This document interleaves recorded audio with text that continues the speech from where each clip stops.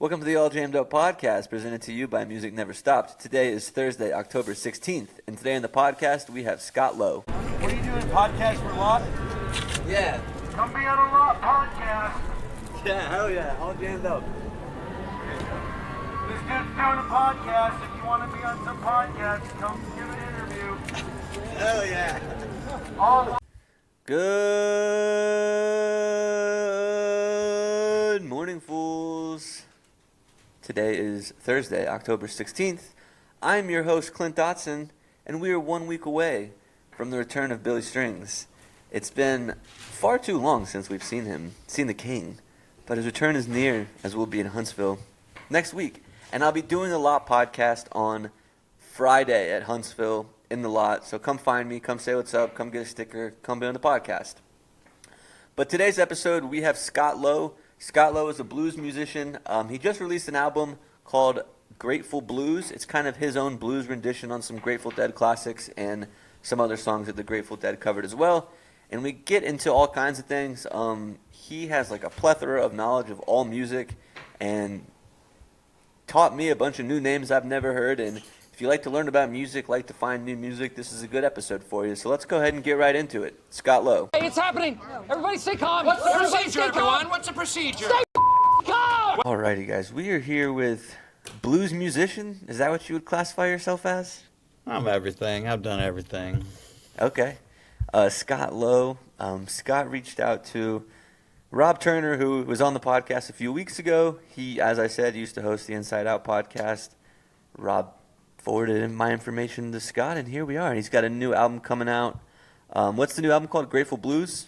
Yep, straight up Grateful Blues. Yeah, and it's just kind of like your own blues twist on some Grateful Dead classics. Yeah, I mean, there's a couple Dead originals in there, but a lot of them are like traditional, like sitting on top of the world and going down the road feeling bad, and like all these like almost standard American standards, right? Yeah, I always say the Grateful Dead is the best cover band ever, the greatest cover band ever. I mean, it's kind of the jam band scene in general, right? It's like, yeah. Who's covering cool shit, you know? Exactly. I mean, that's what makes it fun, too, is like, I saw, Totally. do you know who Disco is? Yeah. I went to their show a couple months ago, and they covered like a No Doubt song. And Right. it was like something you'd never expect, but it was really fun. Totally. Yeah, and I mean, the Dead did it. Fish does crazy stuff, you know? Yeah. It's everybody. Exactly. So before we get like too into the new record, I kind of just want to know a little bit about you. So you're in Georgia. Yep, I'm in the very northeast corner of Georgia, not far from you. I'm really like 5 minutes from North Carolina. Okay, gotcha. And 5 minutes from South Carolina. Okay, that little pocket right there where you can go to either one. Okay. Yeah. And how long have you been a musician for? Has it always been blues music that you're doing? No, so I've done all kinds of stuff. I lived in Athens for a long time, which is a huge Okay. music scene. When I lived there, I think the Athens Music Guide, when I lived in Athens, had like 450 bands in it. Mm-hmm. And so it was just like, I think I played in like 22 bands when I lived there for 13 years. But I went to school for jazz. I got John Coltrane and Thelonious Monk on my arm.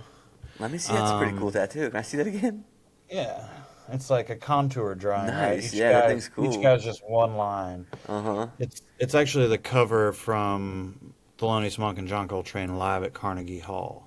Okay. Which is a crazy story, and I'm gonna tell it real quick because it's Do a it. podcast. We're gonna tell stories. Exactly. That You get it? recording was found in like 2003, but it was recorded in like the 60s, right? Mm-hmm. And they had been playing together for a year at the 5 Spot because Monk got his cabaret card for having drugs. He couldn't play in New York City, so they were playing on the outskirts. And they played for a year, 5 nights a week together, and then went and played Carnegie Hall. And this is the album cover. So sick. when it came out in the mid 2000s, and so back, like I went to school for jazz out in Western Washington University for a semester and a half, and then they shut the jazz department down on me, and then I studied with a guitar player up in Vancouver for a couple years, and then I moved to Georgia, got married in Vegas on the way, Hell yeah. moved to Georgia, lived in Atlanta for a while, and studied at the Atlanta Institute of Music. So for a long time there, I was just about trying to get better. And I tell you what, I came out of that school smoking that guitar. I'm definitely not as good as I was back then. I'll tell you that right now. Um, and then I couldn't really handle Atlanta was a lot. You know, Yeah, I was coming from living on the side of Mount Baker, like in the mountains of Washington, to Atlanta, and it was like culture shock. a little too So fast paced. yeah, so we moved to Yeah. Athens, and like I said, I played in so many bands from like jazz to hip hop to electronica. Like it was big. Sector 9 was super big back then. So like I worked for them a little bit. They're like the original Sound Tribe bass player, Dave Murphy. His little brother Jay Murphy was my drummer for a long time. So like Athens was wild back in like, late 90s, early 2000s. Truckers were coming up, widespread's huge. It was a cool time, man. Like um and so I was playing jazz real heavy and then started playing in this like kind of electronica R&B band. And then I started getting it into the blues circles in Athens and we had a little band, the Blues Olympics in Athens, where we would invite like all the dudes from Widespread to come sit in, or all the dudes from the Truckers. It was like this like invite jam thing we did, blues jam, and like Jason Isabel blew up my amp one night, and like we had crazy times in there. Um, and then I had a band called Ephraim, which was kind of like psychedelic rock folk Americana for a while. And we started to take off there for a little while. Like, what was that, like 2008 ish, 2009? And we were doing like 200 shows a year all over the Southeast. And then it just kind of, different reasons, fell apart or Yeah. whatever. And so pretty much since then, I've just been going by my name, and sometimes I'll say Scott Lowe in the Southern Bullion, but it's mostly just Scott Lowe and just like I have a variety of different people that play with me, and I kind of have this family band vibe that like, all right, I got a gig, who wants to come play, Yeah. you know? And like a lot of like, there's 6, 8 dudes around my area that'll come jump on gigs from solo to 6 people, probably usually what I Hmm. rock at right now. So yeah, dude, I've had a long, crazy story. Toured the country in different ways, band, solo, all kinds of stuff. Have had a long time, just kind of trying not to be boxed in musically. Yeah. Like that's honestly been one of my biggest missions. Is like I'm not gonna let you hold me down. Ain't nothing. I'm not gonna be genre. I'm gonna be everything. And with like all that experience and like different kinds of music, and I'm sure meeting all different kinds of people in those different scenes of music, is there one that like is like the new project? Is that something you all kind of always come back to? Is like this blues style, or is this just something kind of a new project you're trying to take on? So, all right, music business sucks, right? A lot of the music business is grinding and begging for shows and promo and all this stuff, right? So I got really burnt out. I mean, I was playing 100 to 200 shows a year for 10, 15 years in different acts and my stuff and all kinds of stuff. And I just got really burnt out. So like COVID hit and I was about ready to pack it up. Hmm. And I got a dobro, like a Okay. bluegrass Yeah. dobro, right? Like Anders Beck, freaking Jerry Douglas dobro, okay? And during COVID I started like messing around with that. And you can hear some of those recordings on my Appalachian Blues record I put out last year. But I really started to get into the slide. And I'd already played some lap steel, but I'd never really played like regular bottleneck slide, Hmm. right? Like upright guitar, regular guitar, I don't know. Um, and so about 2 years ago, and I'd also never really, besides the dobro and the lap steel, I'd never put my regular guitar into an open tuning. So I started messing around with that and like watching Derek Trucks and Dwayne Allman and all the dudes, Elmore James, all the stuff, and started getting really into it and like bought a resonator guitar, and it like changed my dang whole perception. Yeah. Like reinvigorated everything. And so I recorded that Appalachian Blues record like 4 months after I started playing that style. And so I listened back to it, and I like, holy this is horrible. But it was probably one of my most well received albums of my life. And Yeah. I was like, oh man, there's some fire here, you know, like there's some passion and fire, and I believe in this, and I feel this. I felt it so much that I literally was singing so hard one night I dislocated a rib. It still It's hurts. Like crazy. a year later, like I ripped it off the freaking sternum right here. Crazy, right? So like the blues thing, like it, like, all right. So let's rewind a little bit. So I went to high school, junior high and high school in Kalamazoo, Michigan. Okay. Do you know what big jam band's from Kalamazoo, Michigan? Is the Blues Travelers from there? No, No, I but don't know them. I thought you were about to say it. No, I don't know. Green Sky Bluegrass. All right. Okay. Okay, I did know they were from Michigan. Yeah, I Yeah, did know totally. that. So like I grew up with Dave Bruza, like the guitar player. He was like the drummer in my first band, and like we got in a crazy car wreck our senior year of high school, and like all kinds of stuff. And so being in Kalamazoo, Michigan, you're right across the lake from Chicago.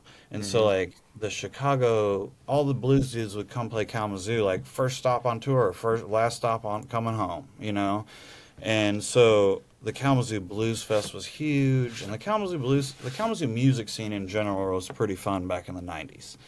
Like, I had a good time at least. Also, Yeah. there's like 7 colleges, and Bell's Brewery was like the first like thick beer in the Yeah. Midwest. You Two know, Hearted like Ale. right, dude, Two Hearted Ale, and like the first beer I got drunk on was Oberon. I You know, think Two like Hearted Ale was the first like craft beer. My girlfriend in high school's like dad gave me one. right. So like I remember when Two Hearted came out, we could get kegs of Two Hearted for $75. And dude, every party in Kalamazoo had like 3 or 4 kegs of bells at it. You know, it was there were 7 colleges. The state psychiatric ward was in downtown Kalamazoo. Like Kalamazoo was a wild place, and so like bells would have Merle Saunders and all kinds of jam bands would come play bells, and you know like the NPR station would play jazz and blues all weekend. My first big show, so like my first big summer of going to see shows at the Kalamazoo State Theater, I saw Buddy Guy, Fish, and then Bob Dylan in 93, Okay. 92, 93. And so like that's kind of like my trinity. If I like if I always go back to like Buddy Guy, Fish, Bob Dylan. Hmm. Those three are kind of like, and then I went to jazz school though, so like I have all that in me too. So it's been a wild road, and so I think like the blues thing has always been there, and like I mean I've always been a huge Deadhead, and like I mean I love listening to late night AM blues and jazz and country stuff. That's like some of my favorite after the gig driving music is Yeah. like tuning into the Grand Ole Opry or St. Louis radio and stuff. I'm like a music sponge, Hmm. you know. Like I've been listening to like Afrobeat and Turnstile and D'Angelo today. Turnstiles. I just saw them a couple weeks ago. They Bro, rock. I so wish I went to that show. I am Yeah. so mad I did not go to the Asheville Turnstile show. Like I feel like I was out of town, but you know, being a musician, I don't get to go to a lot of shows either. Yeah, I played a I wasn't gonna go because tickets sold out, and then like an hour before the show, my buddy was like, "Yo, I got an extra ticket. You want to go?" And I was like, "Pfft, "Oh yeah." yeah. Yeah, that's awesome. Yeah, so I mean, I love music. I feel like I'm a pretty big historian and definitely like have been studying it my whole life. Like I collect records because if the grid goes down, I gotta have my music. Yeah, You know, that's a good point. I will damn pedal a bike to make my dang turntable spin if I have to. You know. So seeing shows in like the early '90s, you were saying like '92, '93 for the Dylan and Buddy Guy stuff. Were you seeing the Grateful Dead at all Yep. when Jerry was still alive? Yeah. I saw the last 2 venues, Deer Okay. Creek and Soldier Field. Hmm. Um, and so Deer Creek, it was like SWAT team freaking Yeah. riots, madness. So we pulled up, left, So I didn't really see that show. I was there. Okay, that was the one Yep. where people were breaking down the barriers and everything, right? Yeah, and like Yeah. we were pulling up as that was all going down, and it was like, nah, we were not rolling clean. I was like, we were out of here, Yeah. So then we went to Soldier Field, and I did go in for one night and didn't go in for the last night. Okay. And but yeah, I mean, I regret I jumped on the Fish train first. Like I saw Fish in Okay. '93, and the Dead shows never lined up for me because I wanted to go see Fish. And honestly, like I feel like it was really like '95 when my jam band, because like man, the early '90s music was awesome. It's like we had Yeah. grunge popping and hip hop popping, and like it was an amazing world to live in back then.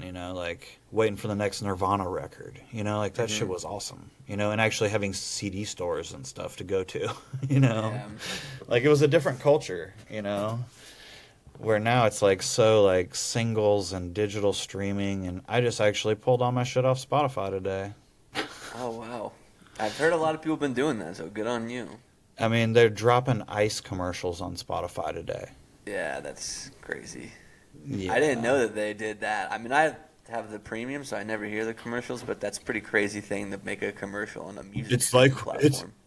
it's like with the straight up like movie preview dude voice, like join Ice today.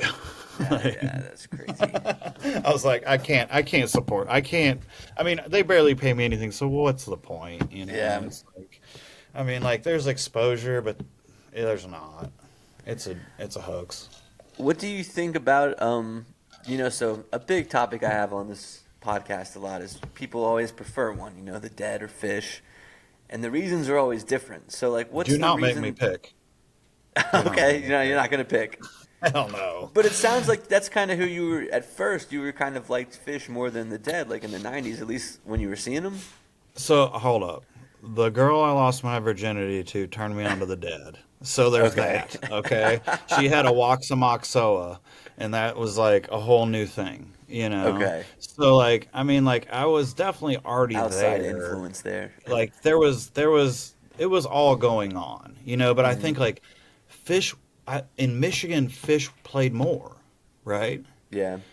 I mean, the Dead played Detroit a couple times, maybe. They played I can't remember the place, but anyway, it's like I don't know. Fish was more accessible in the Midwest to me, and like the Dead weren't playing nearly as much as Fish in the early '90s. So I think Fish was just more accessible. I was also into like Aquarian Rescue Unit and Acoustic Hookah and all kinds of these like Yeah. '90s like the Horde tour. I mean, that show was going on. We just looked at the Horde. Dude, have you ever gone and looked at the Horde tour lineups? I have not. Bro, as a jam band podcast, that should be a Bible.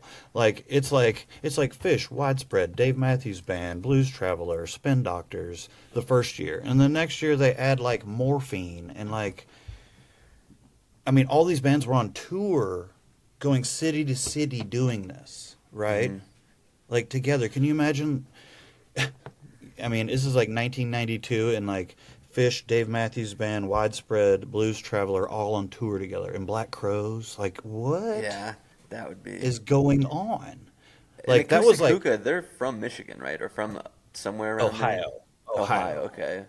We definitely went to the Acoustic Hookah or the Hookahville or whatever, like their big festivals, and like I kind of forgot about them for a while. I was like, they kind of disappeared. I feel like maybe I don't know, but yeah, I mean, hear I've their definitely. name a lot, yeah, because I always see them popping up and people telling me to find them, but they never come down here really. I don't know if they play any. I don't know. I mean, I saw them in 1993. I mean, the last time I probably saw them was 1994, 95, 96 something, Because I left Michigan in '97 and moved to Bellingham, Washington, which talk Okay. about a bunch of hippies, It was like Yeah. there's freaking hippies and microbrews everywhere. Dreadlocks and patchwork was like the town uniform, So the Horde tour was like, that's like a Vans Warped Tour kind of thing, but for like jam band in the 90s? Yeah. Okay. Yeah, and they literally toured around the country with like 6 to 8 bands and would do like, Damn. bro, look it up. It's wild. Like, imagine the madness Yeah, that was I've never going heard on. of that. Oh yeah, it's. I think Horde is an anagram, and it stands for some I can't remember right now, but it's an anagram for something. But yeah, I think it was like Blues Traveler and Spin Doctors maybe were like the start of it, which aren't really Okay. jam band names, right? Yeah. But like, oh, Aquarian Rescue Unit was on that shit. Like, I Yeah. mean, dude, it was wild. Yeah, Yeah. I know the Blues Traveler always gets lumped into like I never really thought of them as a jam band, but now they always get like lumped into that. I mean, John Popper can jam, that's for sure. Yeah, You they're know, fun. I I mean, like them. the whole band can jam. I just don't. Yeah, I don't think they thought of themselves as a jam band. Really, I it's don't just such a think broad so. term. It is. I mean, yeah. It's like I feel like I've been a jam band my whole life because I see songs as vehicles, you know, Hmm. like I like to have my band be different all the time now so it's fresh and fun and funky and weird and Yeah, like there may be complete collapses, but I feel like I trust my dudes and dudettes and bandmates enough that like we're going to pull through, you hmm, know. Cuz I mean, like I just released Viola Lead Blues as my first single from the Grateful Blues, which is one of the most well-known like deeply improvised 15-20 minute versions on the regular, you know, and I can't ignore that. yeah. I have to respect that and I have to like try to go there, you know. So like I mean, I've been bootlegging myself and putting it on SoundCloud pretty religiously. So there's some good 17-minute violas out there on SoundCloud. Yeah, the link you sent me on SoundCloud, like, I get, people that I'm not familiar with that reach out to me and like, hey, I'd love to be on your podcast and listen to their music, and I'm like, it's not really for me or like Right. my podcast like audience. And I heard it and I was like, fuck yeah, I want to interview this guy. So Yeah, I yeah. really enjoyed it. I thought it was a good record, but Yeah, I mean, the new record is definitely I'm very proud of it and yeah, you should be. it's getting great response and like I mean the fact that you said you know that you're like hell yeah, I want to be part of this, you know? It's Yeah, like I feel like I've been really trying to like make music more accessible and make it hmm, more in like live music and like you know, also like I'm such a historian. Like, dude, I'll go on TikTok and just like read blues Wikipedia page, like old blues guys and stuff, like just to like try to educate people and like turn people on to like the culture. Like, what is America's greatest export? You know, it's got to be music. I mean, music or baseball. yeah, You know, like or capitalism is failing, so whatever. You know, it's like I think you know like as Americans, like, I mean, rock and roll, country music, bluegrass, blues, jazz, that is all American, inherently American, you hmm. know? And like I feel like when people don't know who D'Angelo is, there's a problem, you know? Like, Hand up, hand up. When he passed away dude, yesterday, someone at my work said D'Angelo passed away, and I said, who's that? I know. Like that dude may be the end of the funk, like the real funk, you Never even know? heard Like, of that name. bro, go, just start from Brown Sugar and work your way to present, and you'll be like, That's exactly what what? they said at work. All the girls were like, he has the most iconic album art of all time. Oh, dude, bro, I mean, like the Bonnaroo, like I think it was like '96 Bonnaroo, or it might have been 2000 Bonnaroo. I don't know. Him coming out with Questlove is like unreal, like Hmm. some of the nastiest soul funk you will ever hear in your life. Okay, I like Questlove, so I'll have to check that out. Oh yeah, I mean, dude, I mean, yeah, D'Angelo is like should be an American icon, but I'm not. We're not going to talk about why he's not. You know, it's Okay. like I mean it's legit like the black man has a problem has will never be like Justin Timberlake was more popular and you go listen to Justin Timberlake and D'Angelo next to each other, bro, it's black and Not white. even It close. like it is there is so much more musicianship and so much more vibe in D'Angelo and it is the same time, you Yeah. know, and like why is Justin Timberlake a household name and D'Angelo's not? You know, we all know the answer. You know, Hmm. and so it's like I think I try to use music as like a philanthropy. You know, Okay. trying to like bring because like everyone needs to know who Doc Watson is. Everyone needs to know who D'Angelo is. Everyone needs to know all like all these people that have made like what is the threads to the fabric of our greatest art form, you know? Yeah, but if you're not pursuing that kind of music, like if you're not pursuing bluegrass, you're not gonna know who Doc Watson is, or like pursuing listening to bluegrass. Okay, I mean, okay, like there's people that don't even listen to music, bro. You know, Yeah. like which is freaking bizarre. You know, but there are people, you know, and so it's like, okay, you're right, not everybody, but like if you're a music head and you're reaching for, like, you should be able to reach for other things. I feel like, you know, Yeah. because like the 1% shit sucks. Like it's like it's like it's you know, it's a microcosm of our society that like the 1% gets all the freaking buzz, right?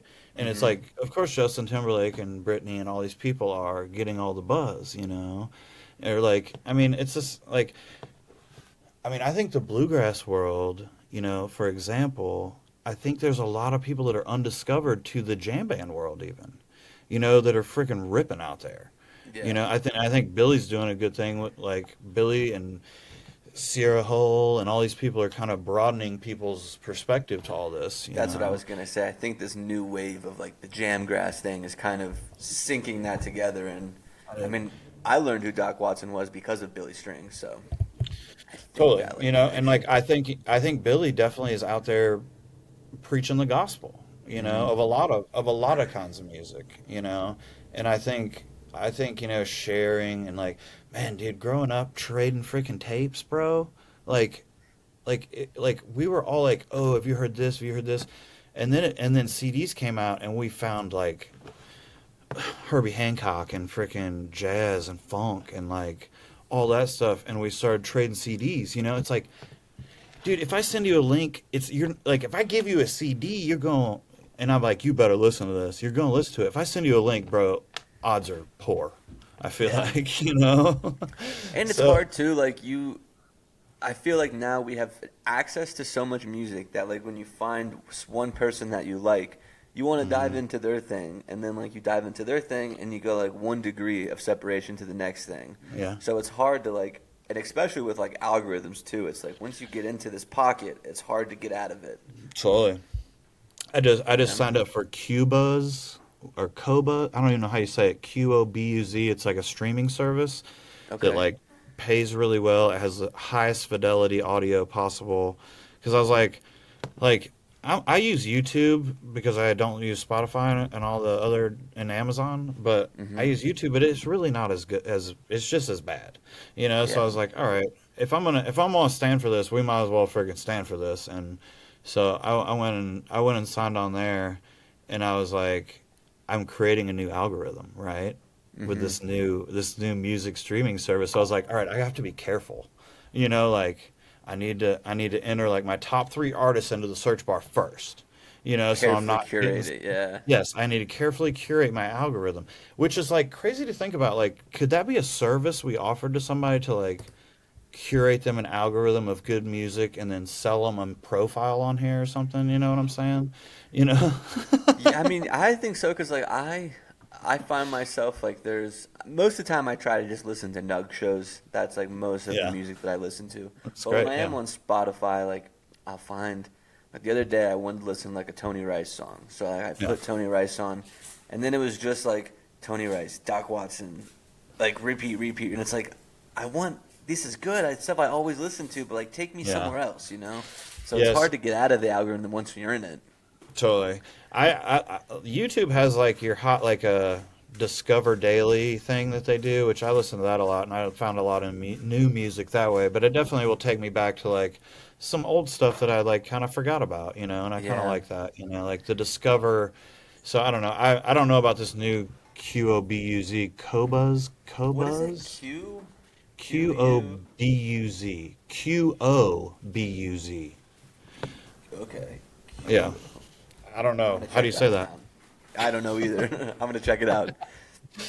Yeah, so I don't know. I'm trying to really like I mean like I say I have a huge vinyl collection. So like Hmm. I listen to a lot of vinyl at home, but also like I love finding new music and finding new artists and like like my brother is like a stoner metal drummer and he's totally got me into like Turnstile and Die Spit and Weed Eater and all these cool like hardcore bands recently, and I'm like kind of feeling like there's something about this like Turnstile and adherent bands that are going on right now that are kind of blowing up that reminds me of the early 90s. Yeah, I feel so I've been listening to Turnstile for a while. Like they're Yeah. from Baltimore and I grew up Right. in Virginia Beach. So like and the Hmm. hardcore scene's like big in Virginia Beach. Right. So it's funny, like I've been listening to Turnstile for a while and it's funny to see them now like I mean I saw them like 3 years ago at like a really small venue. Right. And then now they're like Right. selling out like Asheville Yard. So it's funny to Totally. see like this like what's the word meteoric rise of Right. a band like But them.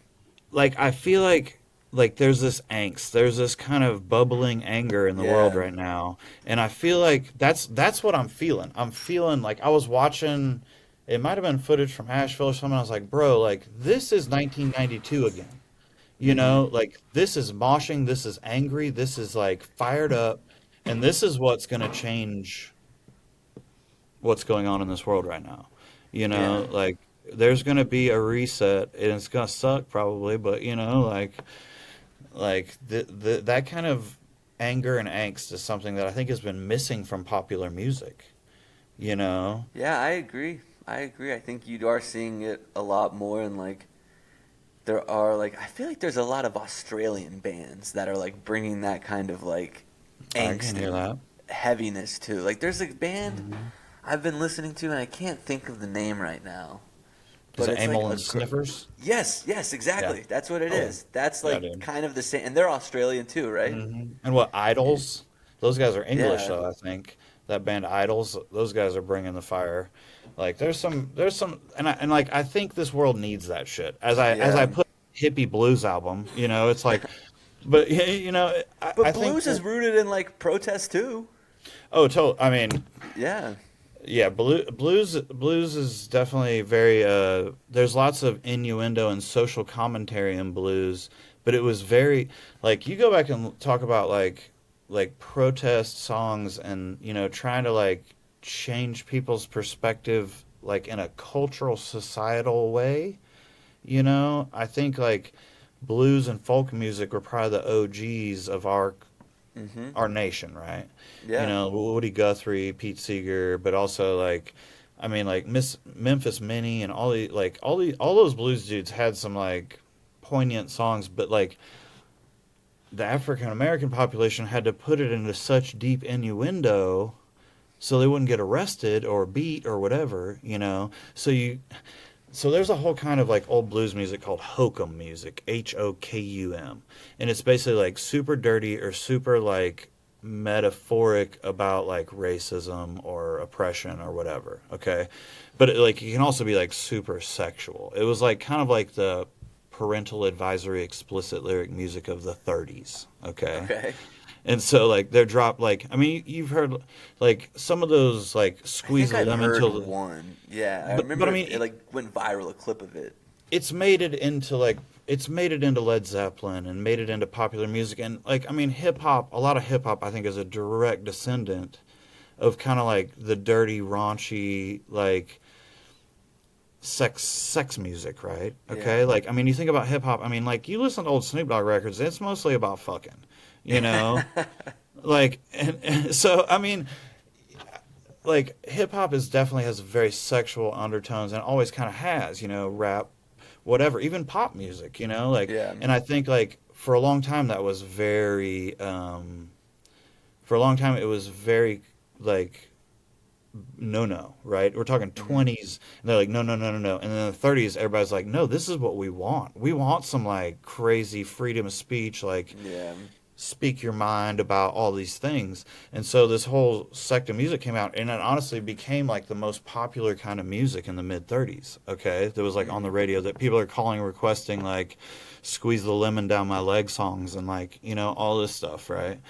And so like, I think, like pushing the limits of like of pushing the limits of saying things that like people are like kind of off the table, because like right now it's like yeah, I've heard like the FDJT songs and like all this, but like I think it's going to start leaking its way more and more into the public pop threads. Like there's going Yeah. to be more and more protest songs and more angst and anger and all this stuff. And I love like I've already been writing, like I'm writing a lot right now because I'm like I just put out this hippie record and it kind of feels insensitive to the times. Like I kind of Mm. feel like I need to like put some meat on the bones a little bit. So I'm definitely working away over here. Yeah, but one of the things that we talked about before the interview, like via email, was the Grateful Blues and like why some of these songs matter in 2025. Oh, So like absolutely. why do they matter? I mean, I think because like I think respecting our history one, like we've talked about, like trying to kind of like bring bring these old versions of sitting on top of the world and going down the road feeling bad and all these songs that are kind of like old standards, need to be kept alive, I think, because like if they don't, then people don't know them, even if it is for the Grateful Dead, but then like, that could be the key to somebody finding Doc Watson or someone finding, like, and creating this new love and passion. I think also, like, I mean, I covered U.S. blues for a reason, like, it definitely is a very poignant, still very poignant song, and and I love it too because it's very, very metaphoric. I love, like I said, Bob Dylan is come. I come from Bob Dylan is in my roots, and like putting things into wordplay that makes people think a little harder. I feel like is good for the art. I think. I mean, there's a lot of jam band songs that lyrics are very gibberish, you know, and I Yeah. think I think like we have a power and a platform as artists, and like as many people want to say like shut up and play your guitar, like bro, like it's always art has always been like social commentary. It's like that's what it is, It's like I can't write songs without the world around me, Yeah. and I think, like I think we're going to see a lot more social commentary in art because like the music business is not getting easier with AI and Hmm. all this stuff, and like ticket prices are stupid and we're not helping ourselves in the music world a lot of the times, like I feel like we need some we need some community and cohesion. We need dive bars with startup bands still, Yeah. I just heard like graduate or like enrollment is way down at a lot of the music schools. Like music is teetering. Like who's what's going to happen in 20 years when there's not people playing the instruments What or do you like the think we young do to fix kids? that?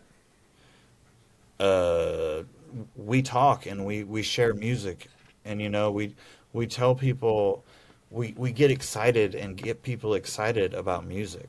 Hmm. You know, I think it's up to us music lovers and us artists to support each other. And like, man, like that's what I kind of loved about Athens. Like, yeah, it was clicky as hell, but like there was music all over, and we would go support it, even if like I don't love this band, but I love this bar, or I love this venue, or Yeah.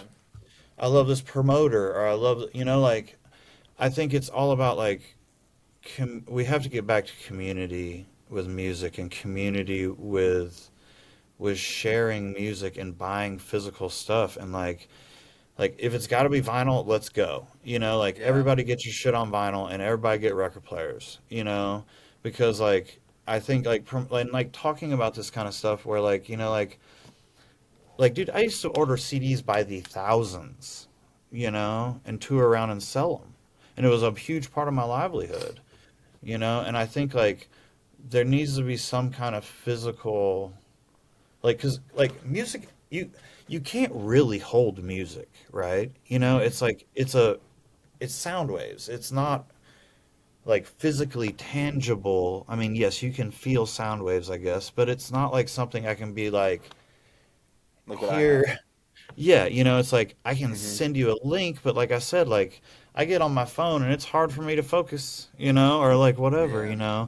where like I hand you a vinyl with like linear notes and people's names on it and people's faces on it. I think there's something like it's more of a piece of art, right? Hmm.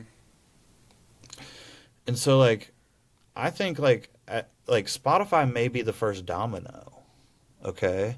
Like I feel like if Spotify falls, I think there's going to be a shift in perception, okay? In art. And I think like it's happening. Like they see it, we see it, like people are bailing on it. Artists are bailing and and their numbers are going down, So Yeah. it's like I think, just looking at the landscape of music, like I I mean, okay, my favorite things to do as an artist are to play shows, probably number one, and number two is to make records. Most everything else I don't like, Yeah. like You mean you promotion. don't like social media? I mean, honestly, I like talking to you. I like Yeah. doing this kind of stuff, but I don't like being a content creator or being a marketing executive or Yeah, no, I being was being sorry. I hate having to schedule post and edit oh these yeah, videos and add captions. Yeah, no, I get right. it. Like I want to be sitting here practicing so I can be better for my next show, Hmm. and I don't want to have to like feel like I need to live stream that, you know, Yeah. or Yeah, no, whatever. I get it. But I Because, also like you feel said, like, I enjoy doing this. I enjoy doing this, but I mhm, don't want to rewatch it to find a 15-second clip to get someone to right. come watch it. Or I mean, dude, this an age old metaphor or analogy, I guess, is like I just had record release parties this last weekend, and I made a bunch of flyers, spent a bunch of money, sent them to the places. Not a flyer to be found, you Hmm. know. And it's like, bro, like I don't want to waste my time if like that's going to be the case, Yeah. But it's like, I mean, it's also like I know not all venues are that way. I know that a lot of venues I send them flyers and they will be plastered everywhere. Yeah. But it's just like kind of like that. It's like as an artist, I want to be able to focus on my art, and I know that that's probably never going to happen anymore because like I have to be promotions booking everything, you know, Hmm. unless I become the 1%, which at this point in my life, I don't really feel that happening. I'm just going to keep making records for y'all and keep playing shows and having fun, Yeah. because like, I mean, I'm not young, I've been playing music a long time, and I know that like, if I was going to be the top 5% or whatever, it would have happened a long time ago, So now I'm just like, I'm really trying to defend the art and defend music in general. I feel like, and but also be like push it out there and share music like a wild person, and try to talk to people about my love of music and my love of the creation and the art of it all, and how like if we can't let we can't let it die, you Yeah. know. And like especially like, and that's why I think I went back to the blues, because I really do think the blues is the OG shit. Yeah. Like if we're talking about the original American music and what it all comes from, it's some old black man in a field with a banjo or a guitar moaning some slave hollers. And then a little Jesus music from Europe got mixed in, and we have blues and jazz. Yeah. Probably first though, you know? And Hmm. like, ain't no bluegrass, ain't no country, ain't no rock and roll without it. Ain't no jam bands without blues music, you know? And like, you ever go to a real blues club? That shit's a jam band show, yo. Like, Yeah. them dudes are going for it, and like Uh, going for it hard, and it's dynamic and it is vibey as hell, do you know who? Do you know who Buffalo Nichols is? Yes, dude, I saw you did a podcast with him. I love him. He's Yeah. awesome. Yeah. He was. That was like a conversation like I never really had, and like I didn't know so much about like real blues like that. And talking to him was really really cool. Yeah, dude. Kind So of sharing some of the same sentiment with you now. I feel like. Totally. And like I love all he does, and I love his capitalist blues and all the stuff he's doing. He's on it, you know. And I Yeah. feel like a lot of musicians kind of have their finger on the pulse of stuff, you know, because we're out here, Hmm. have to be on social media all the time, you know, and Yeah. so we see kind of the cultural makeup, societal makeup of what's going on, especially region to region. You know, it's like Hmm. I travel around and I've seen all the corners of this country. You know, I mean, I bought fishing licenses in 25 states, yo. You know, it's like, Yeah. like, and that's out fishing on tour and whatnot. You know, it's like I've seen, you know, and this is what I was kind of about to go to. You know, it's like there's a blues scene, a North Carolina blues scene from back in the 20s and 30s that probably like, you know, is almost more organic to your region than maybe some bluegrass is. Okay, Yeah. you know, it's like Blind Blake, bro. Blind Blake was 15 years before Robert Johnson in Winston Salem. Okay, like, and he is one of the greatest blues musicians of all time. And like people always say, "Oh, Robert Johnson, this Robert Johnson." Like Blind Blake, dude. Blind Blake may be the OG, one of the like OGs of American music. Okay, like, and he was like Central North Carolina. Okay, like, and like, there's a lot. I mean, even to Doc Watson, you know, it's like I feel like Doc Watson is as much of a blues guitar player as he is a freaking bluegrass guitar player. Yeah. You know, like he wasn't flat picking really, he was thumb picking and he was finger picking, which comes from Piedmont blues.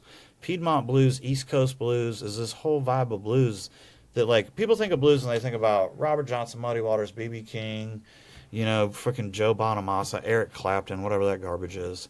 Um, you know, uh, but you know, it's like there's this whole East Coast blues and Atlanta blues that doesn't get the props that it deserved because like a lot of that stuff was happening before Robert Johnson kind of took it to Led Zeppelin, right? I mean, there's like Yeah. this direct line of like Robert Johnson to, but I mean, like the Rolling Stones were bringing over Howlin' Wolf and like people like that to England, you know, and Howlin' Wolf was playing when Robert Johnson was playing. You know, it's like I think about like the spawn or like the family tree of music a lot, you know, and like how there's kind of like in the jam band world, you could be like there's like the Grateful Dead family tree, the Fish family tree, Hmm. the freaking String Cheese family tree maybe. I don't know, they might fall under Fish. But anyway, you know, it's like I Yeah. kind of I think get what you're about saying. that because I kind of feel like in pop music there's kind of like a lot of the spawn of John Mayer right now, which is kind of crazy like beyond his connection with the dead, okay? Yeah. Like I feel like Noah Kanan and Hosier and all these dudes are kind of like very in the like the family tree of John Mayer, like pop, sensitive male, folky stuff, right? You Yeah. know, Yeah. I get that. I and see what you're like I saying. mean, and then I mean I think there's kind of like you know the Americana side of everything. Like just seeing how everything is kind of influenced, but like I love kind of like going from Blind Blake and Charlie Patton to Buffalo Nichols, you know, or Yeah. whatever. Like how have we got here, and who can I listen to that will broaden my perspective? You know, that's kind of how I'm always out here like digging around online about people. Like I found this list of Atlanta blues guys that I'd never heard of. They all played like slide guitar on 12 string acoustics back in like the 30s and 40s. And bro, there's a dude named Barbecue Bob.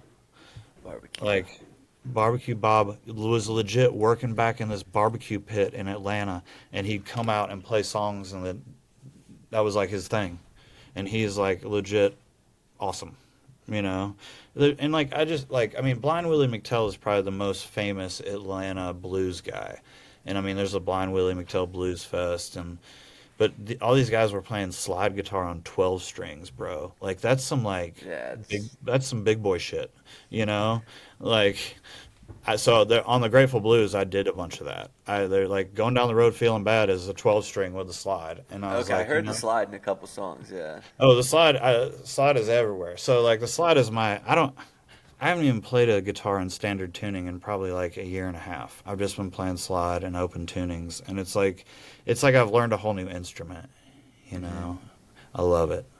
And I think like, like Derek Trucks don't get that sound, from just like normal tunings and stuff. Like Derek Trucks, I mean, you ask Trey who's the greatest guitar player, he's going to tell you Derek Trucks, right? Yeah. And it's like you got to respect that guy, and like so I definitely like I wasn't a huge like it's funny cuz like I live in Georgia, but I mean I like the Allman Brothers. I love the Allman Brothers, but I was never really like in that world until recently, and now I'm heavily in that world and I'm like, wow, these dudes there's some crazy talk about some crazy history with the Allman Brothers and Capricorn Records and just like all that stuff is a great rabbit hole to go down. Like, Yeah. I mean, so much tragedy and joy and success and like it's the like almost famous times 10, like just amazing stuff. Nice. Well, man, I feel like you've educated me a lot today. I'm learning a lot about blues music that I didn't know, so thank you for that. I've got a lot Just of names. music in general, though, I've like got a lot of names to look up. I've been jotting down here, but yeah, good. we're coming close to our time here, and I Oh, yeah. wanna plug your album before we wrap up. I know it hasn't on. come out yet, so when does it come out? And since you're not on Spotify, where can we find it? It is out. It came Okay, out. it's already out. Yeah, it came out Friday. We were supposed to do this interview before, but we had some reschedules. So That's yeah, on me. it came out. No, it's all good. I mean, dude, I'm so used to it in the music world, like getting studio time booked and You all can that. still hear I'm a little congested. I've been sick. It's all right. I don't not trust you. So yeah, it came out on October 10th. It's an independent release. It's not on Spotify or Amazon, but it is everywhere else. I mean, it's on YouTube and Apple, but like Bandcamp is kind of where like Okay. Bandcamp is probably the most artist friendly and artist supported. Like I go in there and I upload everything and I can price it how I want, but you can also just stream it off there too. So. Okay. Streaming off of Bandcamp's awesome, and just like vinyls for sale on Bandcamp, CDs are for sale on Bandcamp. It is 10 tracks on the CD and streaming, but I could only fit 9 on the vinyl. So US Blues got cut. It was a lottery. I couldn't choose. I had to do a lottery of what song got cut. But CDs are already here. Vinyl's going to be here December 1st because vinyl takes forever. And then I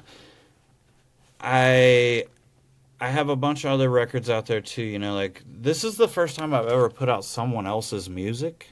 Which is a Yeah. kind of crazy thing to be like I'm kind of ready to get back to Scott Lowe songs. So like I do love this record. I honestly think this is probably the best record I've ever produced, like sonically and Yeah. vibe. But I also feel like I've been bedroom recording for a long time. I've done records in studios too, but I really love being able like I've got my little studio set up down here in my basement, and I really love being able to go work on it whenever I want. Yeah. Because really the like core like 6 songs of this record I recorded a year ago probably. But you know what? I think I was like, I want to be better than I am on slide guitar. And so I've just been I practiced my ass off and just kept working on the record because like I knew like Buffalo Nichols is a badass slide guitar player, and I knew I That wanted to video with be him and the knife is so cool.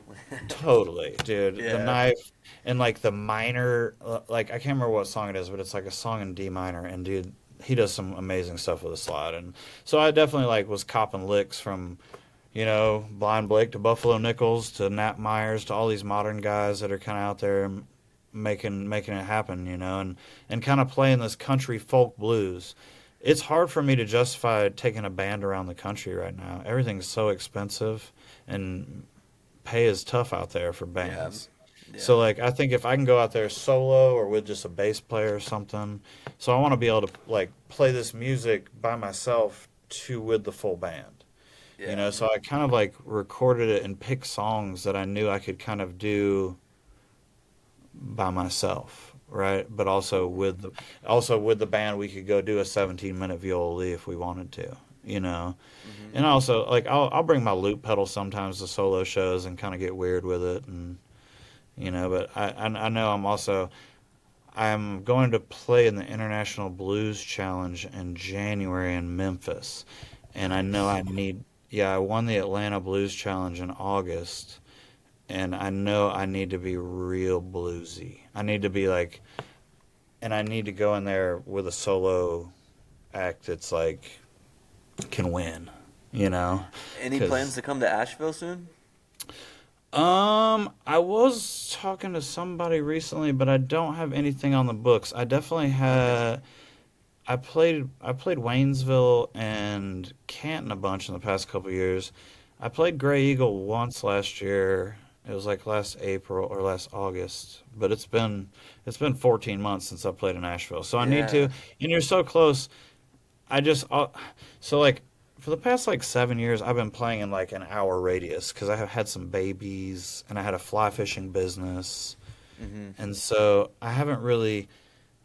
I've just been playing like all these little wineries and breweries and all this stuff in the North Georgia mountains, but I I'm starting to book out of town shows. Like we're playing Knoxville this weekend, October 18th, and then we got New Orleans and Mobile, Alabama next month, and then Colorado in December. So like we're starting to get out there. I just got a sweet new website from a Nashvilleian, Justin Forrest. Thank you very much, my friend. ScottLowSongs.com's got all the tour dates. And I'll be traveling with various musicians and band formations, so I'm going to be all over the place in the next year is my goal. Hell yeah, man. Well, definitely keep in touch, and when you get over to Asheville, let me know, and I'd love to come. I love the record, so I'd love to come see it live. Yeah, man. The Grateful Blues and Appalachian Blues is the record before that. They're kind of like siblings, I feel like. So go check them out. Sweet, man. Well, I'm glad we were able to make this work, and third time's a charm. Sorry for canceling you so much. No worries, man. You just got jammed. Yeah, I'm ready. Oh, we're already going. We're recording. Alrighty, guys. Welcome back from that interview. If you're watching this, yeah, I got a haircut. Haircut day! Ow, ow! So handsome, got the full face on display. It was just so long. You had been saying for months, every single time you woke up, I have to get a haircut. I have to get a haircut, And look at then my hair. Yesterday after work, I was like, I'm gonna pull the trigger today, and I'm glad I did. Maybe I have a bean head, but It's a little shorter than what you yeah, a usually little do. shorter than I thought it was gonna be. But Your hair grows so fast. yeah, it's okay. We got two sicky dickies on the pod, you and me. We both got the sniffles this Yeah, week. the interview that you guys just listened to. It's Wednesday at 5:08 p.m. I just did the interview, put it out there into the world because And a we little also behind immediately schedule. after doing the Chloe's Corner for Yep, it. Chloe's Corner. It's actually 5:09 right now doing Chloe's Corner. So, We're fucking productive, boys. but we're getting it out, getting into the podcast to the people. There is going to be a time here pretty shortly where I'm going to miss a couple episodes. Perhaps. We're about to do, if you've been listening to the podcast, I think we've talked about it, right? I think so, yeah. We're about to do a pretty gnarly vacation trip. 3 nights at Billy String in Huntsville. Find me if you're there. I'm going to be doing a lot podcast. Probably Friday night. Yeah, Probably nice. Friday night. Yeah. I agree with that. And then, so find us Friday if you want to come on the podcast. If you want to meet me, get a sticker. And then after Billy, we're going to New Orleans for a Bucks game. And then we're going to Atlanta. Athens Oh, Athens? for Jamie Buffett. I always thought it was Atlanta. And then we're going to Halloween. And at Halloween, I will also be doing a lot podcast. Probably Friday and maybe Sunday. Nice. I like that. Probably Friday in the day and then like Sunday in the afternoon. Friday, I think I'm going to do it at the playground. Sunday, I'm going to do it in the festival. Nice. So find me there. And I don't know how much of the podcast I'll be able to get out, but bear with us. I'll keep you guys updated as we're listening. Hopefully I don't miss a day, but But we may. we may. And we'll let you know beforehand. Yeah, we'll let you know. Not that it's that big of a deal if I do it. Yeah. I mean, there's plenty for you to catch up on, I'm sure. I think there are some Yeah. people. Yeah. All righty. There's some people I think that listen to each episode when it comes out, though, so we love those people. We do love those people. And for those that listened to two Chloe's Corners ago, Preston did come back with a moi. He did. So, He did. shouts out to him again. And Well deserved. and we're not going to miss Zed's Dead either, Preston. Oh, nice. That's his recommendation for Yeah, us. but because it's like I Tractor do- Beam, Zed's Dead, Parcells, so we'll miss the beginning of Zed's Dead and the beginning of Parcells, but we'll catch all three of them. What one's Tractor Beam is the one I said about the other day. I It's think that's like the Disco Disco Biscuits. Biscuit EDM. Something like that, Something. yeah. I saw one thing that said that. I don't think that's true, though, also. I could be wrong. Tractor Beam. Tractor Beam is... Oh, yeah. Pure dance sick. music brought to you by the Disco Biscuits. Fuck yeah, I'm so glad I said it to you and it was actually true. Yeah, so... Like we say all the time, we don't fact check. and when we just do, run off when vibes. we do fact check, we're fucking right. Yeah, so that's why So, we don't yeah. have to. Duh. Before we get into your side of things, this Sunday, October 19th, at the Whale, Freedom Junction, and Mustang McGee, 6 p.m. to 9 p.m. So just a donation of $10, but we're not turning anybody away. But Yeah. Ross does have to pay the bands. So come on out. One World Brewing, 2 to 5 Sons of Stars. Right after that, we're all going to go to The Whale. the Whale right across the street. Have some beers, have some music. Get a little funky, You get a can little see Sons jammy. of Stars and then Freedom Junction and Mustang McGee for $20 on Sunday. That's sick. 2 to 9 p.m., $20, all day jams. Come out there. It's going to be a blast. I'm gonna be so tired afterwards. I'm gonna be running around and dancing so much. I'm gonna fall asleep like a little puppy. Yes. So come. We will see you there. Y'all come. Y'all come. Oh, it's gonna be so fun, and my parents are gonna be there too. My mom is so excited to meet Sugar. Like she's like, oh, it's kind of like meeting Billy Strings, and I was like, yeah, you could consider it that way. I'm sure he would absolutely He love would be that. flattered to hear that. Yeah, she keeps saying it too. I find it so funny. She's like, oh, I get to meet Sugar. Like that's like meeting Billy. Well, Sugar Okay. Leg is like if you're like not super into jam band, you do listen to the podcast a lot. Sugar Leg is like the celebrity of the podcast. Yeah. She is so excited. We all are. We love it. I'm excited. And then, beep, boop, boop, backtrack 2 days. The Psychedelic Yes, Circus, Friday. What a weekend. What a weekend. That's why I think I'm going to be so tired. And then I have to go right back, work 3 days in a row, and then we hit the road. Yeah. I don't even have time to pack. I will be so I work a double Friday and then Psychedelic Circus, double Saturday, Yeah. soccer game at 12 Sunday, and then both shows. And then, Monday I have Monday morning off. Well, I have to do the podcast Sunday morning, which Monday we have a super sick guest coming on. Not a musician, but one of the most talented people that have been in the podcast. The one I interviewed yesterday. oh, fun, Yeah, fun, I don't want fun. to tell the name because I'm really excited for it, and I think you guys will really like that one. So You're so sweet. keep that one a secret. But not a musician, very heavily involved in the scene. Maybe one of the most talented people we've had in the podcast. You're so cool. And he was awesome. He was super cool. I'm excited to hear this one. I haven't even. Yeah. You haven't edited it yet, so I didn't get to sit in on it either. I was at work. I'm so excited. So that's Yeah. going to be a really good one. You guys are going to like that He one. called me immediately after, and he was like, "This might be." He's like, "This one's kind of top." Yeah, it's a good one. It's I'm gonna be sick. excited. Yeah. On the Chloe's Corner side of things, I don't have too much. Daniel Donato did release a new song with El King. I liked it. I think sound of it. Oh, it was called Another Dimension. Very nice, kind of easy. There's no like jams in it or anything. It's kind of melodic in my opinion, but nice song. It's funny because like when he was like teasing that the flyer on Instagram, the like El King was blurred, and everyone was like, "It's Billy It's Strings." Billy Strings, It yeah. looked like Billy Strings, and then El King. Yeah, But I actually it's, haven't it's listened to very it yet. nice. Their voices are really nice together. I think it's a very nice song. It's easy to listen to, kind of like a not really one that you think much about, but it's very nice, very effective. And then this time, when the next Chloe's Corner comes out, we will be on our way to Huntsville, Alabama. 2 weeks from now, the Chloe's Corner is gonna be fucking off. Off It's the gonna grid. be, yeah, it's gonna be crazy.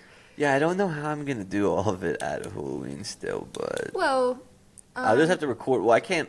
record offline. Yeah, I can and record then- offline, and I'm sure I can use Wi-Fi somewhere because I should have like access to. Yeah, things, I was so. gonna say we probably have somewhere, some Hopefully. connection somewhere we can get something.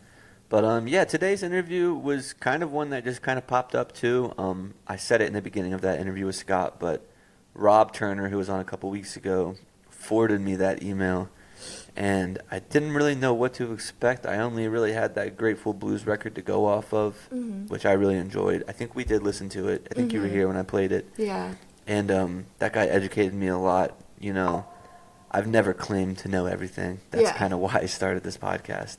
So it's really cool when I get to talk to someone like him who has like a plethora of knowledge about something that I don't know all that much about. Yeah. So I enjoyed that one. He was definitely a talker, that's for sure. Yeah. But that's what you want.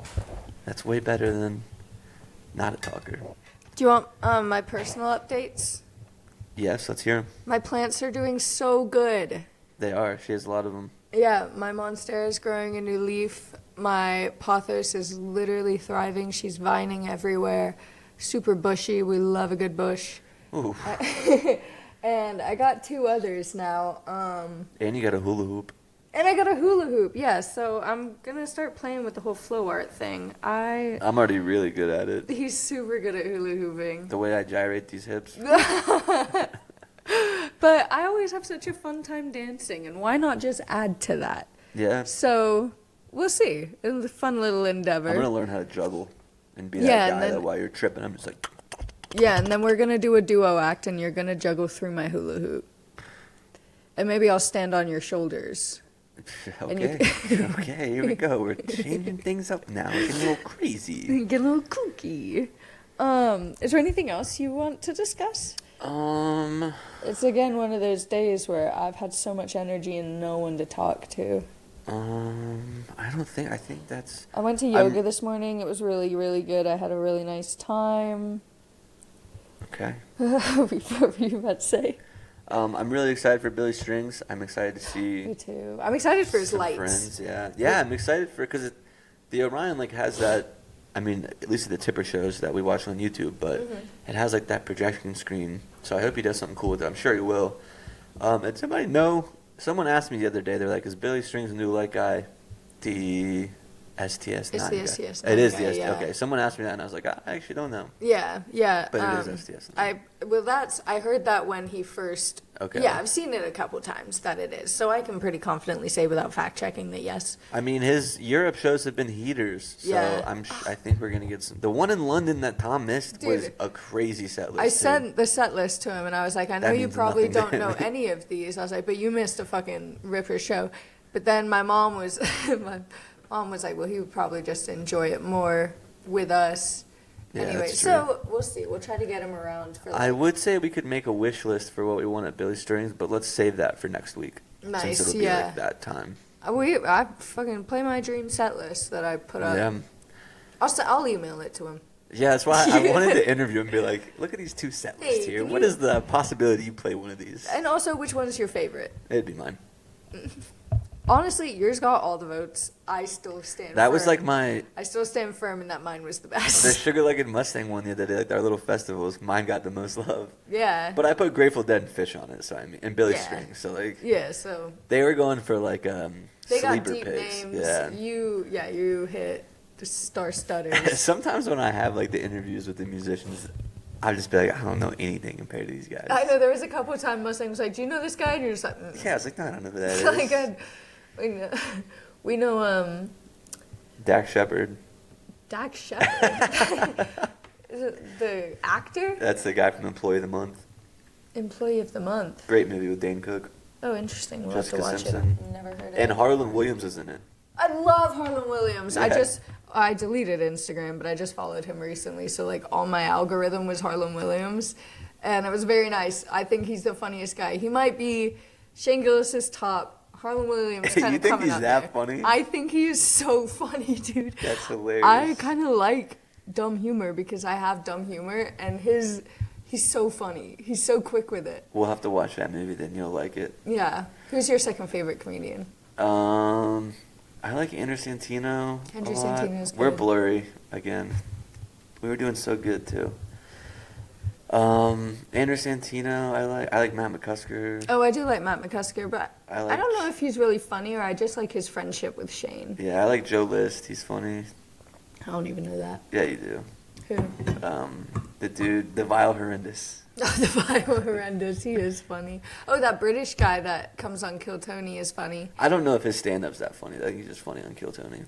I Jimmy think he Carr. wasn't that funny on the last one. No, he Actually, wasn't, he yeah. was just he was kind of He was better when it was complimentary. just himself. Yeah, Because like I think it was him and Andrew Santino, and I think he was better by himself. Andrew Santino is funny, but yeah, I'm fucking with Harlan Williams at the moment. I shouldn't have deleted Instagram because That's now so I gotta get funny. him back on my algorithm somewhere. All I'll right, well let's follow wrap him up on because we're Reddit. blurry. Okay. Have a great weekend. We'll see you on Friday at the Psychedelic Circus and Sunday at the Whale. Yes. Be there, be square, and you don't want to be square. Have a great weekend, guys. We'll see you later. And remember, wherever you are right now is exactly where you're supposed to be. Come along, have a drink with me. We can talk about the world and how the world is turned so slow. Oh, oh. Day that I found cars they drive and planes they fly. I look into the sun and the sky, you're so bright. It's you that I have found. Oh, and I know there's not much longer now. Or if the world would just slow down.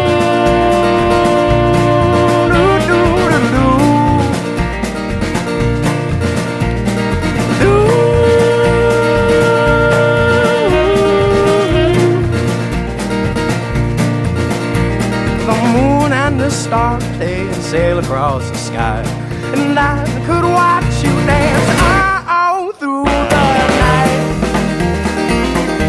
When the rhythm is right.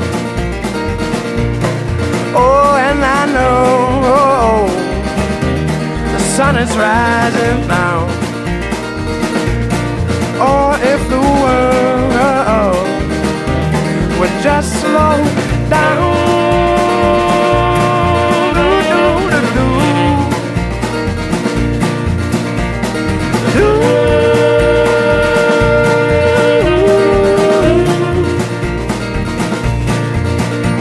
So you move with me and I'll move with you, and I could spend the rest of my life by your side. It's you that I have found. Oh, and I know it's not much longer now. Or if the world would just slow down.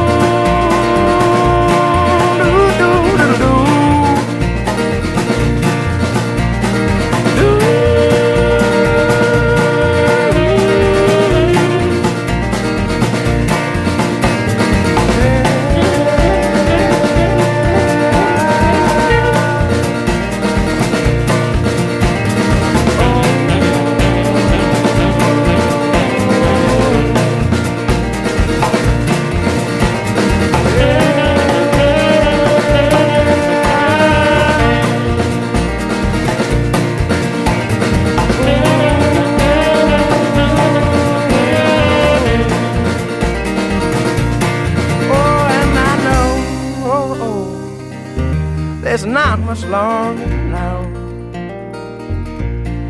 Or if the world would just slow down.